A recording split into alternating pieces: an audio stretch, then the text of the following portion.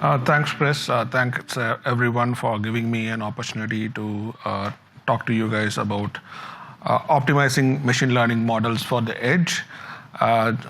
Just want to say that this is an introduction session, so we're going to look at what various techniques are available to optimize machine learning models. We're not going to get into a lot of details into them. It's more a survey of techniques that are available, and if you guys are more interested, would recommend doing more research on them to understand them more.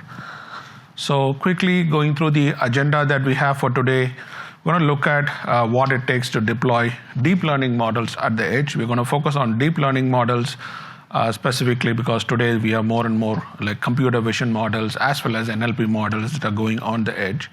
We're going to look at what are the model compression techniques that are available. Specifically, look at quantization, pruning, low-rank approximation, and knowledge distillation techniques. We will then look at what are the ways in which we can leverage the capabilities of edge hardware to further optimize the models. And we'll also look at some model optimization best practices. So getting started, putting deep learning models at the edge, and this entire conference is kind of focused on around that, and in the expo you would see a lot of these products that are doing this.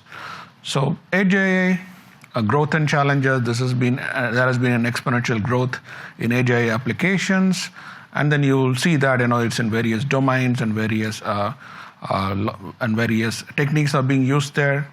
But there are challenges in using cloud-based models for doing AI at the edge. You can't be sending inference requests from your cloud device to the edge, from your edge device to the cloud, and trying to get inference in real time simply because there are latency issues. There are network connectivity issues, as a lot of edge devices are using mobile connectivity, as well as they are also moving. So your connectivity is going to be flaky. And there are also security and privacy concerns of sending data from someone's home all the way to the cloud. There is personal data involved also. So we want to be doing things at the edge and staying at the edge.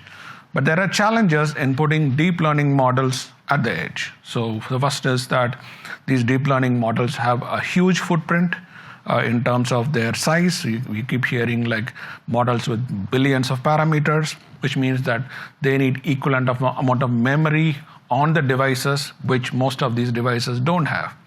And there is limited processing capacity on an edge device, simply because edge devices, they have a small form factor, usually inside a camera or a small router, and there's only so much capacity they usually carry.